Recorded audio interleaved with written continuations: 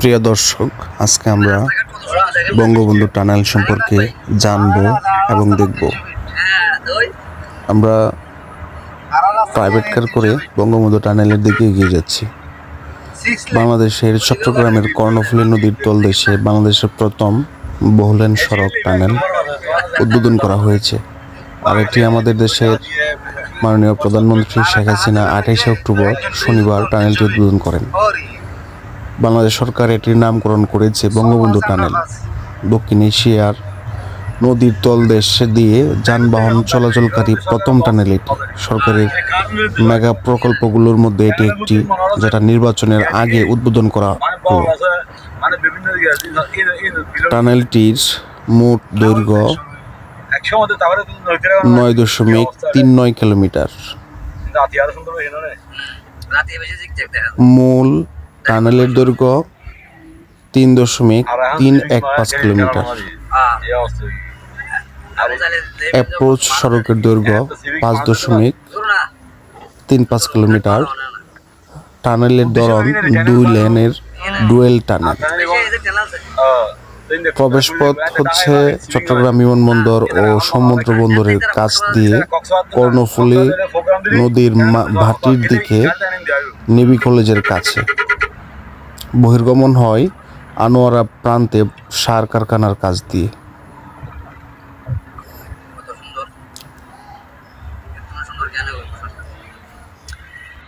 এখানে টুল দিব। টুল কোন গাড়ি কত টাকা টুল দিতে হয় সেটি আমরা জেনে নিই। কার জিপ 200 টাকা, পিক আপ 200 টাকা, মাইক্রোবাস 250 টাকা, বাস 31 আসন বা এর কম 300 টাকা, বাস 32 আসন বা এর বেশি 400 টাকা, বাস 3 এক্সেল 500 টাকা, ট্রাক 5 টন পর্যন্ত 400 টাকা, ট্রাক 5 টন হতে 8 টন পর্যন্ত 500 টাকা, ট্রাক 8 টন হতে 11 টন পর্যন্ত 600 টাকা, ট্রাক ট্রেইলার 3 এক্সেল 800 টাকা, ট্রাক ট্রেইলার 4 এক্সেল 100 টাকা, ট্রাক ট্রেইলার 4 এক্সেল অধিক 1000 টাকা। প্রতি এক্সেলে 200 টাকা যুক্ত করতে হবে। এটি নির্মাণ করতে চীন থেকে ঋণ আনা হয়েছে। এর মাঝে বাংলাদেশের ব্যয় 4,619 কোটি 70 লক্ষ টাকা এবং চীনের ঋণ, চীন থেকে ঋণ আনা হয়েছে 6,070 কোটি টাকা। এই টানেলটি বাংলাদেশের চট্টগ্রামের কর্ণফুলী নদীর নিচে অবস্থিত একটি সড়ক সুড়ঙ্গ।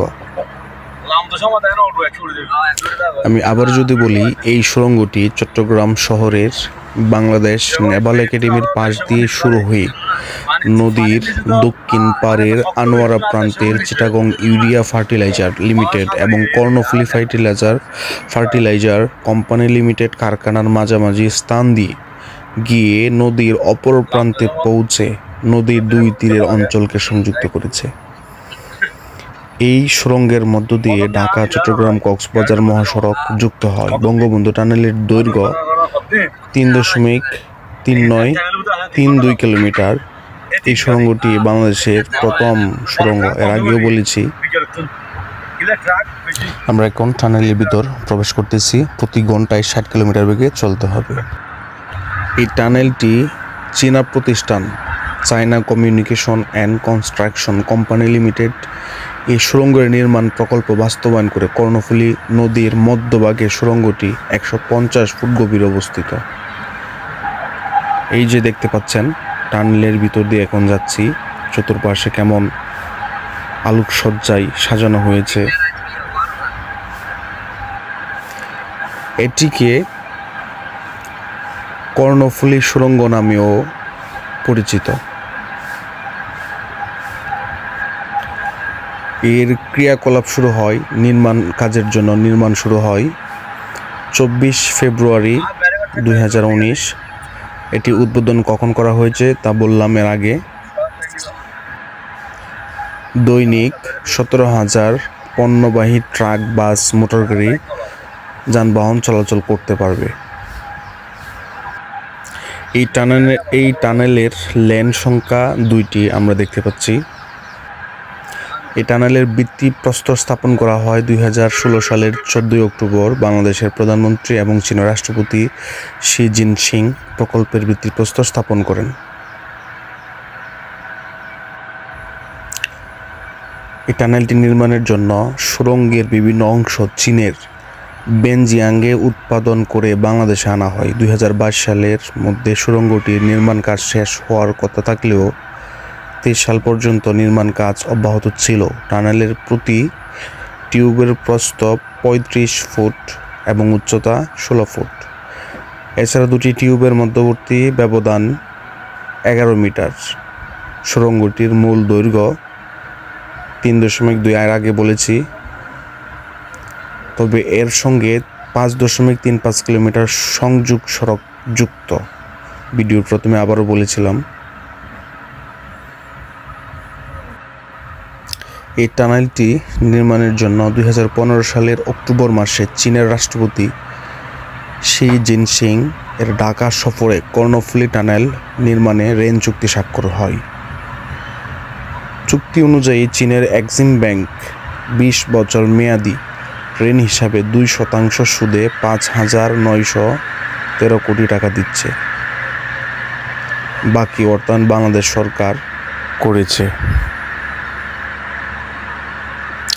এই টানেল সম্পর্কে বিস্তারিত জানতে আমরা প্রায় টানেলের শেষ প্রান্তে চলে আসলাম। একটু পরে আমরা টানেল থেকে বের হয়ে যাব। সামনে দেখাই যাচ্ছে দিনের আলো, অনেকটা চোখে দেখা যাচ্ছে।